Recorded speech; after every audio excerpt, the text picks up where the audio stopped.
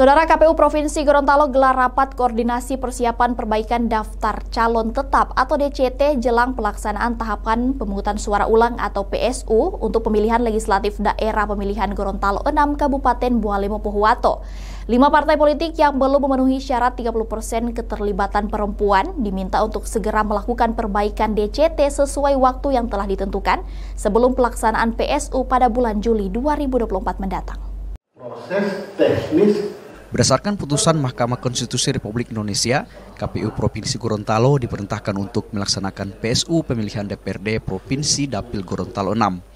Pemungutan suara ulang Dapil Gorontalo 6 yang terdiri dari Kabupaten Bualemo dan Pohuwato dilakukan usai dikabulkannya gugatan terkait adanya partai politik yang tidak memenuhi 30% keterwakilan perempuan. Menindaklanjuti hal itu, KPU Provinsi Gorontalo menghadirkan 5 partai tersebut dalam rapat koordinasi persiapan perbaikan DCT sebelum pelaksanaan PSU nanti. Kelima partai itu diantaranya Partai Kebangkitan Bangsa, Partai Bulan Bintang, Partai Gerindra, Demokrat, dan Partai Nasdem. Kelima partai yang dinyatakan belum memenuhi syarat keterwakilan perempuan sebesar 30% itu diminta untuk segera melakukan perbaikan DCT sesuai dengan harapan dan waktu yang ditentukan oleh KPU Provinsi Gorontalo. Dalam rapat koordinasi itu, KPU Provinsi Gorontalo pun memberikan sosialisasi terkait mekanisme tahapan PSU dan tata cara pencalonan yang harus dipenuhi oleh kelima partai politik tersebut. Jadi kami mengundang 5 partai politik, termasuk juga Bawaslu, untuk menyampaikan penjelasan tentang tata cara pelaksanaan pemungutan suara ulang di Dapil 6 Provinsi Gorontalo, dan termasuk juga di situ bagaimana proses pencalonan yang harus dipenuhi oleh 5 partai politik sebagaimana amanah putusan Mahkamah Konstitusi untuk melakukan perbaikan daftar calon tetap. Perbaikan DCT-nya? Jadwalnya nanti setelah tanggal 19 sampai dengan 21 Juni, itu untuk rancangan jadwalnya, sehingga mereka nanti akan memasukkan juga perbaikan DCT-nya pada tanggal tersebut. Hari Sabtu dipilih oleh KPU RI karena dalam pelaksanaan pemungutan suara tersebut itu adalah hari libur maupun hari yang diliburkan.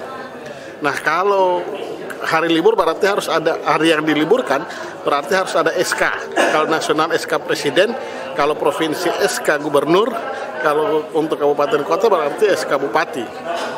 Nah, untuk menghindari itu maka dipilihlah hari Sabtu. Hari Sabtu dipilih sebagai hari yang memang sudah hari libur gitu.